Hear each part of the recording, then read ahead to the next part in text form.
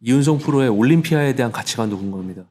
올림피아에 출전하는 것에 가장 큰 목표를 두고 계신지 아니면 올림피아에서 성적을 내는 것이 더 큰 목표신지. 사실 뭐 최종적으로 보면은 당연히 성적을 내는 게 목표인데 지금 당장은 뭐 그게 좀 허무맹랑한 네. 그런 목표가 될 수도 있어서 예. 일단은 뭐 올해가 됐든 아니면 내년이 됐든 출전하는 거를 일단 1차적인 목표로 두고 있고 네. 당장 성적보다는 조금 올림피아 무대에서도 이제 그렇게 좀 수많은 전 세계에서 사실 탑 선수들이 다 모인 자리인데 거기에서도 충분히 경쟁력 있는 선수겠구나 하는 조금 그런 인정을 받고 싶은 그런 마음이 일단은 첫 번째입니다. 지난해 얘기를 좀 해보고 싶은데 지난해에서 제 국내 프로전에서 2위를 기록을 하셨는데 네. 지난해의 몸과 올해의 몸을 비교했을 때 어떤 부분에 가장 초점을 두었고 어떤 부분에서 좀 발전을 이루었는지 궁금합니다. 시합 체중의 차이도 궁금합니다. 일단 작년에는 시합 체중이 한 85kg 정도? 아, 85kg. 85kg 정도고 올해는 이제 무대 올라갔을 때가 한 90kg. 네, 그래서 한 기록을. 네, 실례지만 5kg 신장이 어떻게 되죠? 180 180cm에 90. 시합 체중이 많이 올라갔군요. 시합 체중을 좀 많이 올렸는데 그때 모니터 해봤을 때도 그렇고 제가 좀 볼륨적인 측면에서 사이즈적인 측면에서 좀 부족함을 좀 많이 느꼈어가지고 네. 일단은 좀 증량을 하는데 좀 최선을 다했고 예. 다행히 조금 그게 좀 성공적으로 결과가 나와서 일단은 1차적으로는 성공을 했고 예. 조금 더 신경을 썼던 부위라고 하면은 어깨, 등 약간 이런 부분들 신경을 많이 썼었습니다. 이제 아까도 말씀드렸다시피 상반기 타이완을 한 번 더 준비하신다고 했는데 타이완에는 지금 서서히 이제 뭐 라인업이 구체화되기 시작하고 있는데 좀 의식이 되는 선수들이 있을까요? 일단 그 허주시안 선수가 중국의 네 지난 몬스터진 프로를 우승했던 맞습니다. 예. 네. 나오는 게 진짜 확실해지면 허주시안 선수랑 또 비자 문제 때문에 어떻게 될지 모르는 진보 와 지난 재팬 프로를 우승했다. 그 두 분이 만약에 나온다면 네. 진짜 힘들지 않을까. 예. 그리고 또 국내 선수들도 AGP에서 뭐 그대로 출전을 하는 걸로 좀 네. 알고 있는데 꽤 많은 선수들이 그대로 정말 쉽지 않은 경쟁이 될 것 같습니다. 만약에 이제 타이완 프로의 우승을 이제 바라본다면 올해 올림피아에서도 볼 수 있을까요? 우승을 한다면 당연히 올림피아까지 나가야겠죠. 뭐 어떻게 될지는 사실 아무도 모르는 거니까. 시합에 앞서서 마인드셋이 굉장히 궁금한데 우승에 대한 그런 자신감이 좀 큰 편이신지 아니면 항상 좀 그런 부분에 대해서 스스로를 의심하고 시합의 무대에 서는지 궁금합니다. 일단 제 모습에 대한 좀 자신감이나 확신은 언제나 있고요. 네. 근데 뭐 시합 성적, 우승에 대한 그런 자신감은 사실은 크게 없어요. 이게 어쨌든 이제 저지분들이 어떤 성향인지에 따라서도 그게 완전히 달라지는 거다 보니까 항상 제 모습에 대한 자신감은 항상 있습니다. 더 좋은 선수들이 나올 수도 있는 가능성은 언제나 있고. 그렇죠. 언제든지 더 좋은 선수들이 나올 수도 있지만 네. 뭐 예를 들어서 제가 이번 AGP 때 네. 이런 선수들을 이겼다고 해서 타이완에서 다시 붙어서 그 선수를 똑같이 이긴다는 보장은 절대 없다고 생각하거든요. 예. 그 선수들이 어떻게 준비를 해서 그 남은 기간 동안 네. 컨디셔닝을 어떻게 바꿔오는지에 따라서 또 제가 컨디션이 또 더 안 나올 수도 있는 거고 그래서 항상 그 대회 당일의 모습으로 인해서 조금 많이 갈린다고 생각을 하기 때문에 그 선수들한테 제가 한 번 이겼다고 그 선수들보다 몸이 좋다거나 또 만나서 이길 수 있다거나 이런 건 절대 아니라고 생각을 해서 항상 방심하지 않고 끝까지 열심히 해야 될 것 같습니다. 제가 질문하고 싶은 다음 질문이 굉장히 무색해지는데 국내 맨즈 피지크 탑 선수들과 서서히 이제 어깨를 나란히 한다고 볼 수가 있습니다. 뭐 네. 아놀드 클래식에서 탑 5를 했던 최봉석 선수도 국내에서 가장 인정받는 선수 중 한 명이고 또 이제 이준호 선수도 올림피아에 출전하면서 또 굉장히 인정을 받는 선수고, 물론 김민수 선수가 최근 성적이 안 좋았지만 또 앞으로의 가능성이 항상 염두에 둘 수 있는 그런 좋은 선수라고 지금 많이들 이야기를 하는데, 이윤성 선수는 작게 보았을 때, 뭐 물론 크게 보았을 때일 수도 있고요. 올림피아에 진출하는 것 외에도 국내에서 내가 가장 인정받는, 가장 뛰어넘을 수 없는 렌지 피지크 선수가 되고 싶다는 그런 마음가짐이 있으신지 궁금해요. 일단 앞에 그 세 분에 비해서는 제가 아직은 모자란 거는 맞고요. 네. 뭐 지금까지 좀 그분들이 이뤄왔던 것들 사실 뭐 결과로 사실 다 증명을 해오셨으니까 그런 부분들에 있어서는 제가 아직 한참 부족하고 좀 더 가야 할 길이 많은 건 사실인데 저는 결국 시간 문제라고 생각을 합니다. 구체적으로 뭐 얼만큼의 시간이 필요한지는 정확히 말씀드릴 수는 당연히 없지만 네. 그래도 아마 조만간 네. 결국은 그냥 아까 말씀하신 대로 넘을 수 없는 국내에서 네. 그런 피지크 선수가 될 거라는 확신은 항상 가지고 있습니다. 그렇다면 더 멀게 나아가서 올림피아 무대에서의 네.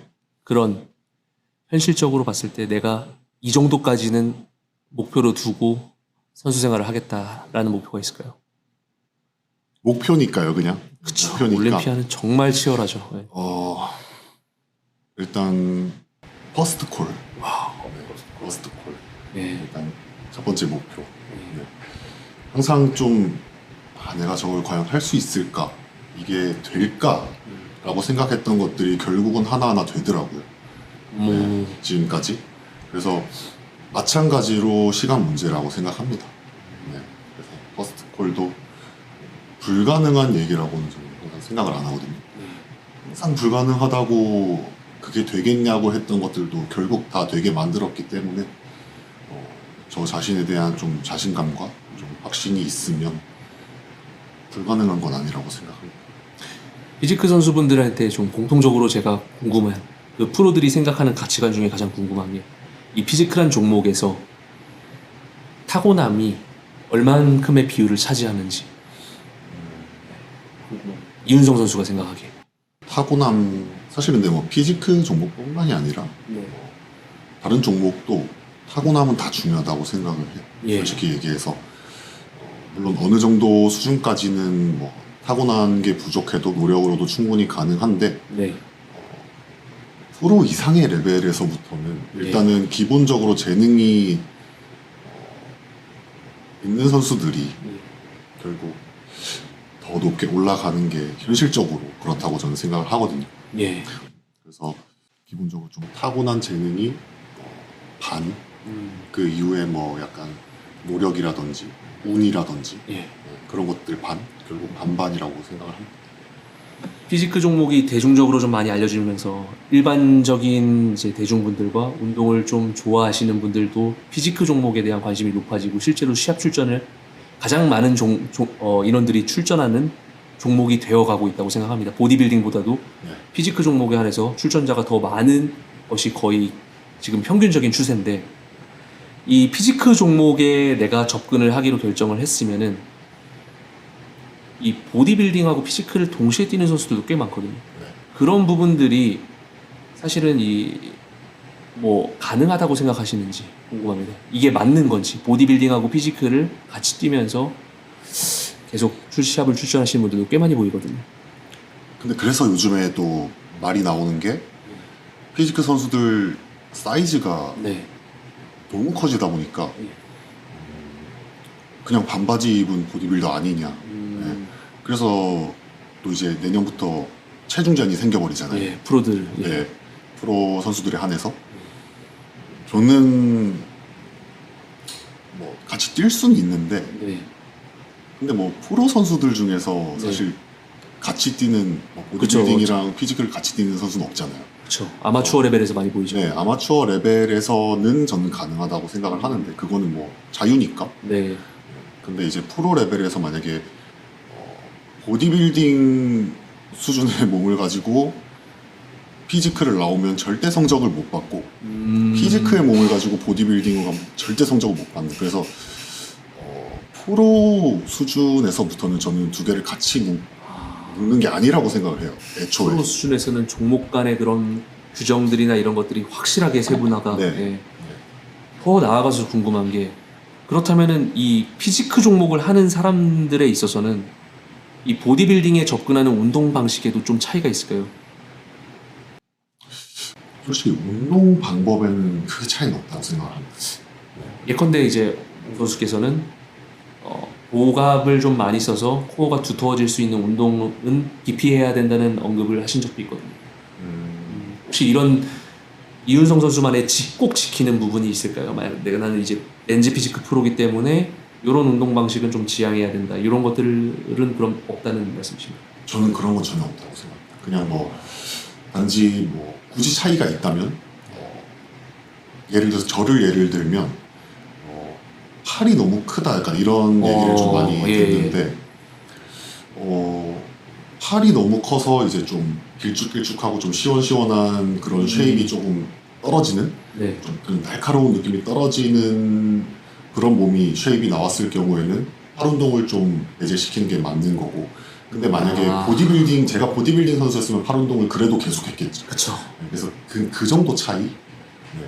그 디비전에 맞는 좀 쉐입을 만들기 위해서 더 신경을 써서 키워야 될 부분은 키워야 되는 거고. 근데 보디빌딩도 그거는 사실 마찬가지잖아요. 어떻게 보면 마찬가지지만 네. 피지크 종목보다는 좀 덜. 그렇죠. 네. 네. 보디빌딩은 결국 전체적으로 그냥 무조건 다 커야 되고 일단은. 그리고 피지크는 좀 작아야 되는 부위가 있는. 네. 운동적인 접근에서는 동일시하게 진행이 하되 자라나면서 보이는 내 몸에 대한 그 밸런스는 계속해서 지속적으로 모니터링을 하면서 몸을 네. 만들어야 된다. 네. 굉장히 좀 좋은 말씀인 것 같습니다. 아까 더 나아가서 뭐 코칭을 지금 현재는 받지 않는다고 하는데 현재 대한민국에도 코칭 문화들이 굉장히 많이 널리 퍼지고 있고 네. 국내 코치도 있지만 대한민국 선수가 해외 온라인 코칭을 받는 경우들도 굉장히 많은데 이러한 코칭 문화에 대해서는 어떻게 생각하시는지 궁금해요. 사실 뭐 어떻게 크게 생각은 해본 적은 없고요. 근데 해외 코칭은 아무래도 좀 제한적인 부분들이 좀 많이 있다고 생각합니다. 좀 아무래도 직접 눈으로 와서 봐줄 수 있는 것도 아니기 때문에 네. 그런 부분들에 있어서도 그렇고. 근데 국내 이제 코칭 요즘에는 좀 이름 있는 코칭 그런 팀들이 좀 많아지고 있어서 예. 그런 부분은 저는 되게 긍정적으로 생각하고 있습니다. 그러면 뭐 더 나아가서 이윤성 선수가 아까도 지금 코칭에 대한 부분을 어느 정도 염두는 해둔다고 했는데 이윤성 선수는 코치를 만약 고용한다면 지금 말씀하신 대로라면 국내 쪽으로 좀 알아보실 생각이 더 의향이 크신지 해외보다는. 무조건 그렇다기보다는 네. 일단은 저는 일단 저를 좀 원하는 네 그쪽에서 일단 저를 원하는 그래서 저에 대한 제 몸에 대한 좀 파악을 확실하게 하고 제 몸을 좀 아까도 말씀드렸던 것처럼 발전시켜 줄 수 있는 좀 확신이 있는 네. 그런 코치가 있었으면 한번 생각을 해볼 것 같습니다. 이제 이윤성 선수의 팬들도 이제 정말 많아지고 이윤성 선수의 활동에 대해서 굉장히 큰 호기심을 갖는 분들도 있거든요. 저를 포함해서 이제 많은 보디빌더 분들이 소셜 미디어 활동뿐만 아니라 뭐 유튜브라는 플랫폼을 이용하기도 하고 다양한 활동들을 좀 이어가는데 우리가 이윤성 선수를 가까운 시일 내에 좀 그런 활동을 하는 모습도 볼 수 있을까요? 많이들 원하신다면 뭐 기꺼이 긍정적으로 생각을 해보겠습니다. 아마 많은 분들이 궁금해하시고 더 이윤성 선수의 이런 활동적인 부분에 대해서 관심 갖고 더 많이 하기를 원하시는 분들이 저 말고도 굉장히 많을 거라고 생각합니다. 선수로서의 이런 최종 목표가 궁금합니다. 선수 이후의 삶도 궁금하고요. 선수로서의 최종 목표는 그냥 뭐 막연히 뭐 올림피아에 나가서 뭐 몇 등을 하고 이런 거는 솔직히 막 크게 생각하는 편은 아니고 그냥 은퇴할 때까지 좀 꾸준히 좋은 모습을 보여드리는 게 일단은 첫 번째 목표고 좀 더 큰 목표라고 하면은 네. 진짜로 좀 국내에서만큼은 독보적인 절대로 저 이상은 나올 수 없다라고 할 만한 그런 모습을 좀 보여드리고 은퇴를 하는 게 네. 그런 모습과 성적을 동시에. 네. 은퇴 보디빌더라고 하면 은퇴 이후의 삶도 사실은 생각을 안 할 수가 없거든요. 그런 부분에 대해서는 좀 현재까지 좀 생각하시는 부분이 있을까요? 일단 뭐 다른 분들처럼 아마 제가 또 체육관을 하면서 이렇게 생활을 하지 않을까 싶은데 저는 또 되게 좀 미래까지 구체적으로 계획을 하는 편은 아니라서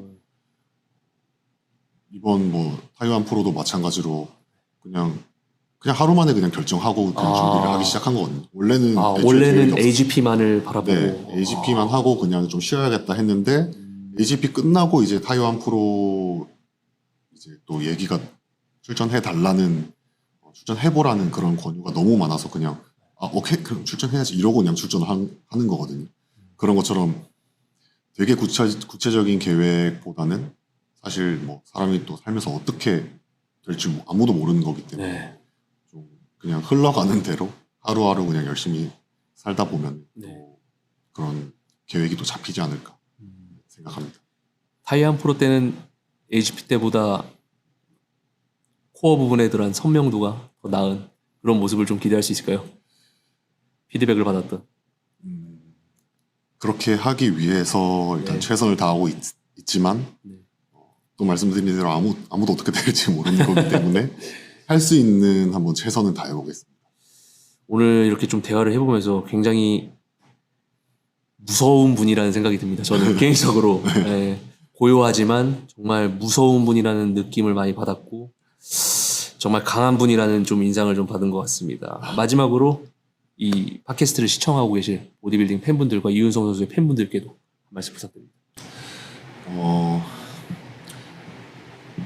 제가 좀 너무 갑자기 많이 좀 관심을 받고 응원을 받고 있어서 솔직히 아직까지도 막 크게 실감은 잘 안 나는데 그래도 이제 응원해주시는 댓글이나 약간 뭐 그런 거 많이 보면서 진짜 이런 응원 한마디 한마디가 이렇게까지 크게 힘이 될 수 있구나를 요즘 좀 많이 느끼거든요. 뭐 얼굴도 모르고 뭐 이런 사람들이 응원해 줘봤자 뭐 얼마나 힘이 되겠어라고 생각을 했는데 진짜 너무 많이 힘이 되고 그런 거 보면서 진짜 조금이라도 더 열심히 노력해서 조금이라도 더 좋은 모습으로 무대에 올라가고 싶다는 그런 생각이 많이 들어서 응원해 주시는 분들에게 진짜 너무너무 감사드리고 그 응원 힘입어서 이번에도 그리고 앞으로도 항상 이제 멈추지 않고 조금이라도 계속 더 발전하는 선수가 될 수 있도록 노력하겠습니다. 감사합니다. 감사합니다. 이윤성 프로였습니다. 감사합니다. 감사합니다. 감사합니다.